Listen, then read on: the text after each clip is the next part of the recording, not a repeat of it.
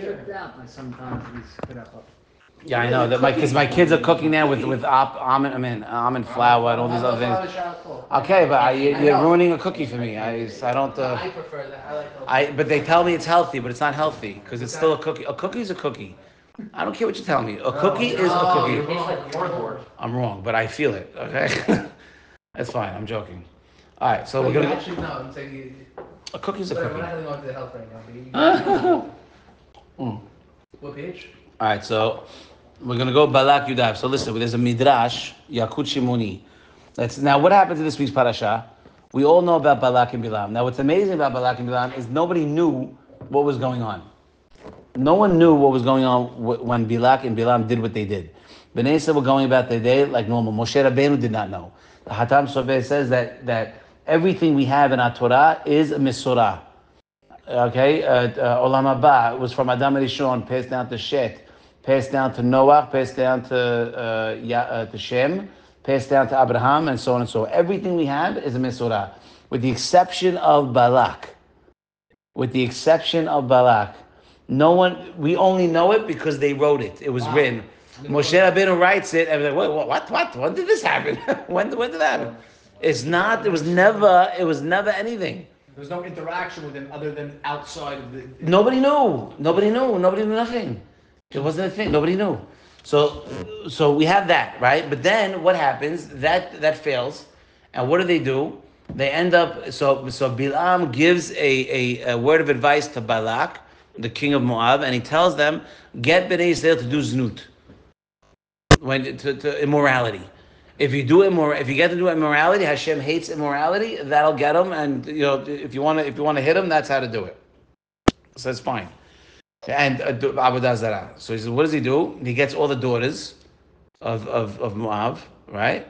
And he goes and they go mingle with all the people, and they commit. And they said, you take me, but you have to bow down to Baal. You have to bow down. So the guy's like, all right, fine, and bows down. And whatever. There was one guy, his name was Zimri.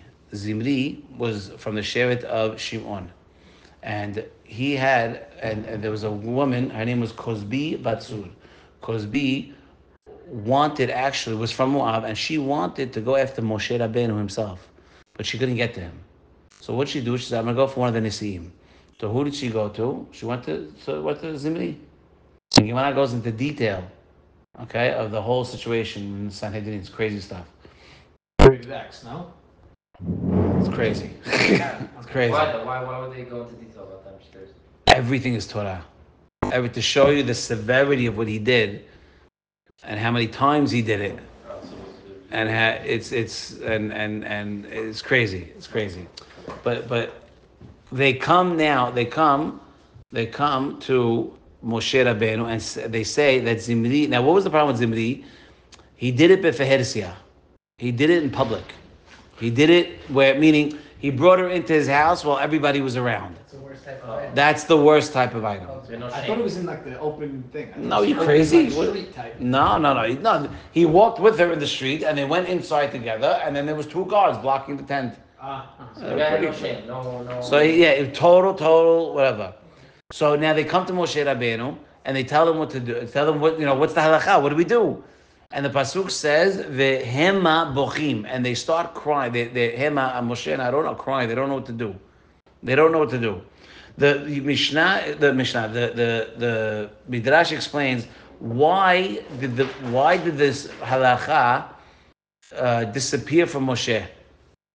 Moshe knew the whole Torah. If he doesn't know it, who knows it? Nobody knows it. How did they not? Why do you know that? They started crying. Because it says vehema bochim. Rashi says why? Because they didn't know. So the Midrash is saying why did they not? Why didn't he know? The Midrash explains in order for Pinchas to come and rise and to get the zechut that he deserves, because he was the one that did it. Had kinaf Hashem's name, was zealous, and killed Zimri and Kozbi. Pinchas did this. Now you should know how he did it. Okay, how did he do it? With a spear inside. The Zohar HaKadosh says, how did he do it? He couldn't get in. No one's going to let him in. He hit his spear, and he tells them, I want to come in. I want in. He says, I want in on the action. And the guards over by the door are like, dude, we got Pinhas with gold. We're good. We're clean. They let him in. He goes in, he takes a spear, stabs them through both bodies. It was a miracle. Both bodies. Okay, it's actually, we say it every time there's a Brit Milah. In one of the songs that we sing, I forgot which one, but yeah, it says that Pinhas, it's talking about Brit Milah. Pinhas comes in with the Romach, goes straight, brings them out, and the Eved was still inside of her. To prove how it was a miracle, in order to show that there was there's no doubt that what they would do, because they wanted to kill him. Wow. Wednesday night. Yeah, they wanted to kill him. It's crazy. You talk about heavy stuff. What page? 598. 590? 598 in the art scroll. Yeah. So again, why did Moshe forget the halacha? The Midrash says in order for Pinhas to rise up and to get what's He his. said it was lazy. I don't know why. One second. And now it says, the Midrash continues, and why was it, go ahead, open it. And why was he lazy? Why was Moshe lazy? No. What's up? Come on, we just started. So, kid. Shh. All right. So again, we have a midrash that says that Moshe Rabbeinu was crying, right? V'hem ha'bochim. They're crying because they don't know what the halakha is, right? Because Pinhas goes and because Zimri is there and they don't know what to do. So the midrash says, why did Moshe Rabbeinu forget the halakha? In order to give Pinhas the ability to get what belongs to him, to get his own sachar. And the midrash continues, and since Moshe became lazy, or he was lazy and he didn't do what he was supposed to do, nobody knows where he's buried. The midrash, because he was lazy. What does he have to do with him being buried? It's a great question. It's one of these. We're gonna ask 3 questions, and that's one of them. That's one of them. What is from what to what? And by the way, and once again, the midrash continues and says to teach you lelamedcha shesarich adam liot az kanamer. Right? Veras kasevi vegibor kaari laasot retzor abicha shebashamayim.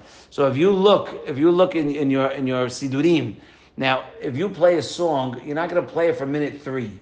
You play it from the beginning. When you pray to Hashem, you should start from the beginning. V'titpalel hana. You read the korbanot. But by the korbanot, when you're done with the korbanot, it says that you should be, bold like a leopard, right? Fast like an eagle, right? All these things. I just learned that today. You know how this is. It's amazing. It's amazing. That's the siman from Hashem. We told you last time. Remember that? Last time I had it also. We told Second you. time. Second time. That's real. That's a real deal. So he says, in order to teach you that you need to be, right? You have to be quick to do the mitzvot, right? In order to do the ratzon of kono, which is Hakadosh Baruch Hu, in order to do the will of God. So from here you see Hakadosh Baruch Hu is medagdek with the tzaddikim like a strand of like a hair strand. Hut shel se'ara it's called. Hair's breadth. Hair's breadth. To show you the tzaddik. Okay, again, let's review the midrash. Midrash says, why did Moshe forget the halacha? In order for Pinhas to grab what's his and for him to rise up the ranks, because this was his moment to shine. And because Moshe was lazy, nobody knows where he's buried. Why can't he just told Pinchas the law, let him take care of it? It's not the same. Huh? Well, even more that he's the only one that remembered the law, that knew the law. It gives more oomph to the whole situation. Okay. It gives more. Just throwing out something. Maybe Moshe, he obviously knew it, but he probably, maybe because the times got so weak that he actually, the whole world got lower status, so he wasn't able to give over the answer, so to speak. Interesting. I didn't see it. No, but interesting. I'm just saying, not bad. I mean, it's interesting because it's actually, you're not so far off because you might be onto something. Legit. You might see later. You might be onto something. So again, the Midrash is saying that because Moshe was lazy, do we not know where he's buried? To teach you that you need to be, zariz with the mitzvot. You got to move it. When you have a flight in the morning, you jump out of bed. You don't snooze. You rush out of bed, right, Murad? You got to bed nice and early yesterday, right, to go to Miami, huh? Right, what time was the flight? 7:50. So what time did you have to get up? 5. 5. Nits, by the way, is 5 and I 5. was got a head tear to pray before. I'm just saying, it means tomorrow you can make nits. 5:40. So to show you that, to show you that what? To show you that Hashem is super medakdek with the tzaddikim. So now Abi touched on one of the 3 questions that we're going to ask. The first question we're going to ask is, what does the beginning of the Midrash have anything to do with the end? Makes no sense. The beginning of the Midrash talks about why did Moshe forget the halacha in order so Pinchas could rise up the ranks. Okay? What does that have to do with the end to tell you that Moshe became lazy and you have to do the mitzvot b'zirizut? And You because just told me, we don't know his burial place. right, you just told me the whole reason why he forgot was in order for Pinchas. It's not that he was lazy. Moshe wasn't lazy. Teaches 2 lessons. But what does one have to do with the other? You tell me, why did I forget the halacha in order for you to rise, for Harry, so everyone will know Harry's name. If that's the case, what does that have to do with people know where I'm buried? Well, they don't know because I'm lazy. Why am I lazy? I'm not lazy. We just said it because you get to learn something, which is not to waste time. What does that have to do? It's not related. It's not connected. You're never going to get the answer. What? He's reading ahead. He's reading it. No, I'm not giving you art score if you're going to cheat. It's very hard. Okay, but you got to get through the questions. No, I wanted to at least see if I can potentially have an answer. Don't worry about it. Okay, so there's no one testing you. right. So the other thing is, what's the connection with nobody knows where he's buried with the fact that halacha is znut, that someone that does znut b'fehesia, you're allowed to kill him. What does that have to do with him? With now people not knowing where he's buried? It has nothing to do one with each other. It's hot and cold. It's like China and Florida. There's nothing to do with each other. Zero. What is again? No one knows where he's buried because he was lazy in fulfilling this mitzvah of killing somebody who does it b'fehesia. What does that have to do? Why is that a punishment for someone why is not knowing where you're buried have anything to do with the halacha of znut? Does that make sense? I hear your question. Right, Mariah, you got it? Toby, you good? Yeah. Okay. The second question. The third question, okay, is a great one. We said, the Midrash says that Moshe was lazy. How are you going to compare laziness, which is one of the worst midot to have, okay, especially if you look at Mishleh, right? Kohelet, right? It says, Hafetz Chaim says, and Kohelet says, there's a time for this, there's a time for that, there's a time to be happy, time to be sad. Never once did it say there's a time to relax. There's no such thing as relaxing. Abadi, you understand? You got to work. So what does laziness have anything to do teaching the concept that Hashem is so medakdek with the tzaddikim? Tzaddikim are not lazy. How are you going to compare this concept of laziness with that Hashem is exact punishment on the tzaddikim like a hair's breadth? It's not. You want to talk about a litz. You want to talk about. It's fine, but you want to talk about Moshe hit the rock and that's why he didn't go to Eretz Yisrael? No problem. That makes sense. Huchel se'ara, right? Hashem is more exact because everyone has a problem with that one. But being lazy, Hashem, there's nothing. It's not even in Moshe's realm to say that you're going to compare. I mean, to compare, it doesn't let make him sense. go. He's the greatest man who ever lived. Huchel se'ara. Well, we said last couple of weeks. You Right. judge higher, first of all. You became a judge at a much higher level. And number 2, maybe it has to do with, if you don't know where someone's buried, think about what you do when you go to see someone. both. I don't know. So, okay. So, but again, what's the case? But fine. But then why are you comparing it to laziness? Why would I learn something from laziness? Right? Lo shayach lo ma shemedakdek im hasadikim kehut hase'ara. It doesn't make sense. It's not a good comparison. I mean, it's not a good comparison. That's the key. You're comparing a character trait of a janitor and applying it to a CEO at the show. It doesn't work. It just doesn't work. If you answer the first question, does it help me answer the second question? Every time is different. For sure connected. Right, that's what I mean to say. I'll have a better answer on No. the second. Oh. No. I'm well, kind of, but no. I'm not looking ahead. No, I know that. I know. Kind of, but no. All right, let's get to the juicy stuff. Look, you got the questions, right? 3 questions. One is, first he said the reason that he forgot was for Pinchas, and then now he's saying that he's getting punished because because he was lazy. But what do you mean? You told me that he forgot because of Pinchas. It had nothing to do with him being lazy. And the second question is, what's the connection with nobody knows where he's buried with the halakha of zenut? It's not correlated. Everything Hashem does is midah kereg midah. Everything that God does is measure for measure. Everything, even to you, measure for measure. Everything. Third thing is if he's really lazy, right, and he's categorized as lazy, which is one of the worst of the midot. It's not a good comparison to explain that Hashem is medakdek with the tzaddikim kehot she'se'ara. That Hashem is so medakdek with the tzaddikim like a hair's breadth. It's not a good comparison. You want to say something like we said before, Moshe hitting the rock, that makes sense. That makes sense. But to say that he's medakdek on the tzaddikim because of laziness, no. Everyone gets judged for laziness. That's not something. That's not. You understand what I mean? That's nothing to do. Okay, now here we go. Shar Gilgulim. Happy? Pinchas, he brings the Mekubalim right in Shar Gilgulim that Pinchas, not Yitro, he had to be metaken the midah of Yitro. That's close. Now, okay, she'avad avodah zara. Yitro did avodah zara. Pinchas had to rectify what Yitro did with avodah zara. And not only that, this is all Shar Gilgulim Zarizal. He says that he also had to rectify Yosef HaSadik. Wow. Yosef HaSadik, the pasuk says, "Vayafozu zeroei yadav." One of the pasukim I never understood. At the climax of what was happening with Eshet Potifar, okay, and he was about to crack. He didn't crack because he looked out the window and he saw the picture of his father's face. Now you know the pashut, the way to look at it is that he looked exactly like his father. So when he looked, he saw himself, but he saw his father, and he got crazy. But right before that, there was 10 drops that came out of him. Out of his hands. Out of his fingernails. Came and put it in the ground. Yeah, which I never understood. I don't know how to put that together. 10 drops. Instead of coming out of the private part. It came out of his fingers.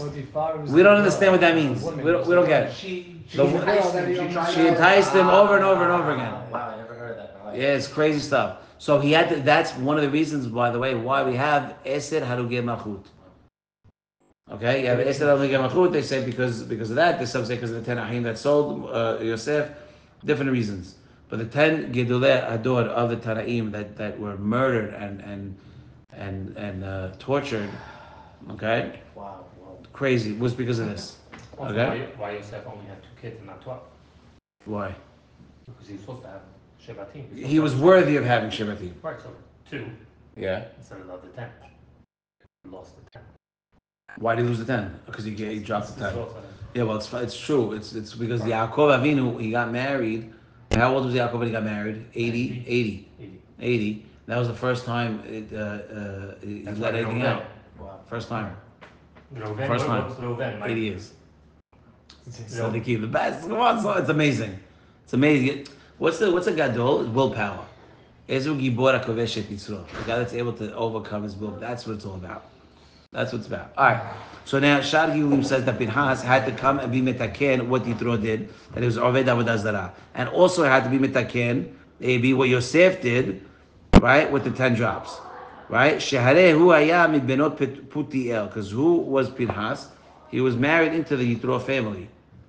Remember the Zera on Yitro's Sure. names? Putiel. Right, Putiel. That what does it say, Putiel? That he used to fatten up the cows in order to shech them for the Avodah Zarah. Yitro was very zealous. Putiel is another name for Yitro.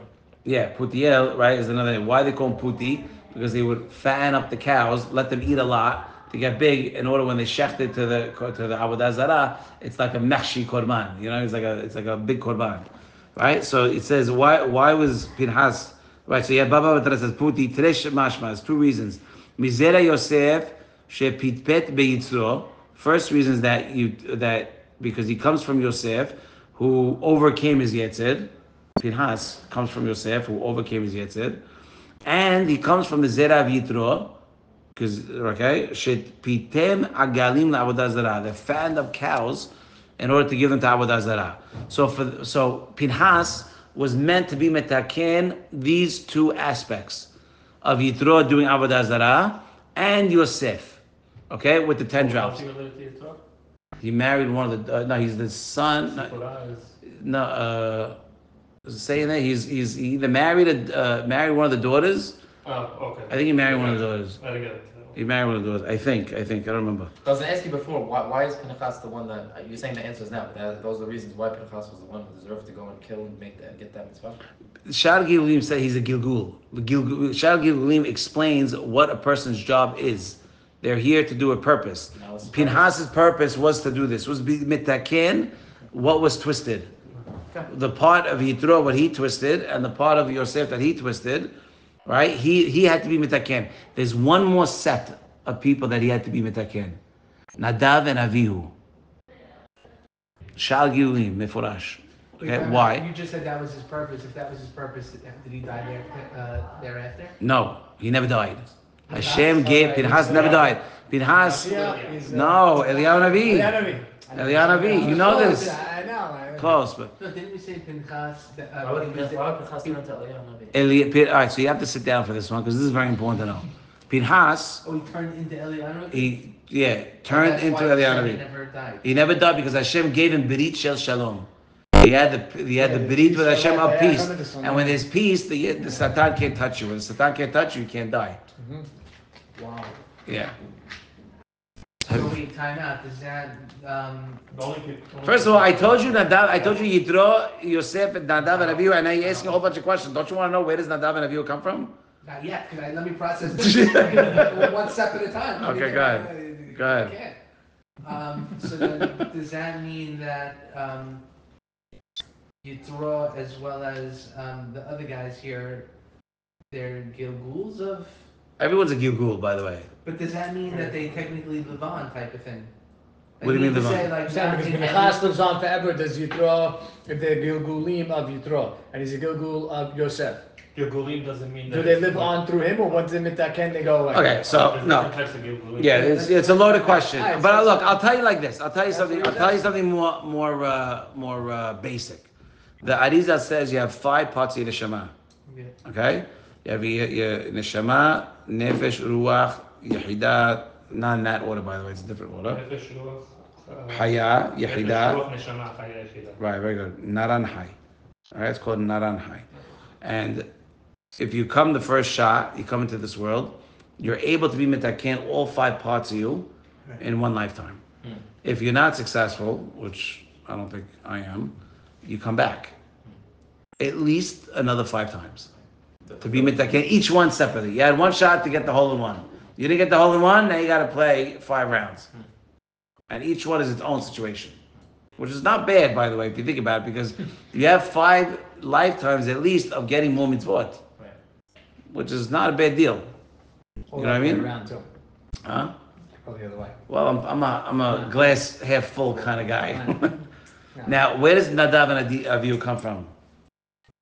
Nadav and Avihu did something similar. Remember, Pinhas is being mitaken two sins: Avodah Zarah and Gilui Arayot. Okay, because Yosef is Gilui Arayot, you have that issue, and you have Yitro is dealing with Avodah Zarah. Nadav and Avihu is similar. What did they bring? They brought an Esh Zara. An Esh Zara is foreign. What's Avodah Zarah? Foreign. So Pinhas was able to be metaken what Nadav and Avihu did, and also he adds that we know that they were not married. Nadav and Avihu were not married. They didn't have children. They were not married. And for that reason also, that Pinhas was also be able to make taken that part of them, because that's also has to do with Arayot. Because they should have got married, they never got married. So, but right now, you see, Pinhas was there with a mission. You need to know this part. He came down for a mission to be metaken what happened to Yitro and to Yosef and to Nadav and Avihu. Now with Zimri, when Zimri does what he does, you had Avodah Zarah, because you had Baal Peor. Right. You had Znut, because if you look in Gemara, you have plenty of that. Right? And by killing Zimri, he was able to be metaken all these neshamot. Why? Why? Because he was moser nafsho al kiddush Hashem. How? Because the Zohar HaKadosh says in Parshat Pinchas that they wanted to kill him. that when he comes out with these two bodies, imagine that. Imagine. By the way, it's sick. Yeah, he's the leader. He's the leader. He comes with a long romach spear, sticks it in both of them, takes outside like this on his shoulders. Everybody's all shocked, and the fact that he knew he might die. He knew he might die. You get that? I mean, that's heavy. He knew, and he went and did it anyway. So He didn't have an exit It's strategy. suicide mission. Going back לפני to, השנה תגידו שלום, הפסוק says שלום, השם says שלום. Yeah. going back to the 3 points. So, for example, you, the first rabbi, sorry, the first was Yosef or something. Yeah, sorry, Yitro. So Yitro. Yitro what had to do with The pillar. right. But that's not right. Puti. Why is he called right? So that's like the. Because his father-in-law Right, would. he Part also, of the girl's situation. Right, is the so- girl. No, you have Avodah Zarah and you have Znut. with the girl. It's a combo. Yeah, but what happened with Zimri is 2 in 1. Because right, but what about the third case, the Nadav and Abihu? it's same situation, same family. Zara is the word. Right, Zarah means foreign. They were in Why? What's the married part? Where's it? because they didn't have They children. never had Oh, okay. So it's like a So little- it's an offshoot. It's an offshoot. It's his uncles. It's so it's the offshoot. opposite of having relations. They had zero relations. Right. I mean, you have to get married. So okay, that's what. Now Yonatan ben Uziel. Now, by the way, Toby, Yeah. Yonatan ben Uziel. Who was his teacher? Hello. Hillel Zaken. Very nice. Yonatan ben Uziel says he made a targum, right? And it was the first art scroll, okay, explaining what the Pesukim mean. What does he say? Vehema bochim. Remember, we started by saying that they were crying because they come to Moshe, and what's the halacha? We have this Zimri's doing this in front of everybody. We don't know what to do, and they start crying because they didn't know the halacha. What does he explain? What does it mean that they cried? Says they were crying. Ve'inun bachyan, ve'karyan et shema, and they were reading Kiryat Shema. They were crying, and they start saying Kiryat Shema. What does Kiryat Shema have anything to do? What does Kiryat Shema have anything to do? Maybe but the fact crying? that they would say Shema, Hashem would have mercy on them to remember. Hashem is one. Hashem would have mercy on them to remember. You say Shema when you eat a pickle. No, I'll tell you. No? When do you do When that? I take off on a flight, I say Shema. Why do you say Tivlat Derech? I say both. Wait, you Okay, question? it doesn't hurt. It ain't gonna hurt, that's for sure. What does Say Shema, Shema all day. what does Shema have to do with crying? No, Yonatan ben Why was Uziel he first saying explains Shema? What does they that were mean? crying to say that they were crying and saying Kiryat Shema. That's what Yonatan ben Uziel is explaining the words, and they were crying in the pasuk by saying they were crying and saying Kiryat Shema. What does Kiryat Shema have anything to do with here? It makes no sense. Usually you say Shema to solidify something. Like, for example, I Cover think your it eyes? was, no, when Yaakov, someone... That was came back different. to Mitzrayim and That was different. Yeah, No, that's it. that was different. That was different. Okay. that was That was 70. That was Say Monday. Shema. Very good, very good. That's the Right, 70. 70. And so I actually sent that to Rav David Daniel Cohen in Jerusalem, that Zera and Zera Shimshon. Yeah, that's good. And because he gives a kavanah of what you're supposed to have when you say Shema Yisrael. It was 70. What's the 70? You remember? It's the people that came down. 70. The souls. The complete. That's the And Yaakov Sanhedrin part. also. The part. Yeah, Yeah, the the 70s. Sanhedrin. But that's the part of Yaakov that was metaken everything, and the dal is the arba imahot, the 4 mothers. And I sent a picture of the derashat to Rav David in Jerusalem. He's a big mekubal. Big mekubal. He has 2 kollels and all that. And he goes, I know all the kavanot of Shema. I never heard this. It's not true. That what? That's That 70 people? No, that the kavanah of 70, 70, Souls. 70, right, neshamot, shavim nefesh, and arba imahot, of the dalet of Ehad. So I'm like, Where's the I know it's right. It's, The the ayin, Shema. Oh, okay. Shema. So I asked, so I'm like, I know it's true, and I know both are right, so I gotta figure this one out. So I did research. It says Shad Kavanot. I looked up Shad Kavanot. It's not in there. So I looked at it. Where is it? It's in Shad Kavanot Hayashan. There's an older version of Shad Kavanot, and I sent it to him, and he says, I never saw this before. Wow, that's crazy. He said, I never saw this before. Amazing. So now Yonatan ben Uziel, but we're not answering the question. It's all nice. What is not knowing the halacha have anything to do with crying and saying Kiryat Shema? Okay? The Mefashim explained they did this why? To mention Yehud Hashem, the oneness of Hashem, the oneness So of God. One Hashem's one. But why? What does it say in Shema? Lo taturu acharei levavchem v'acharei einechem.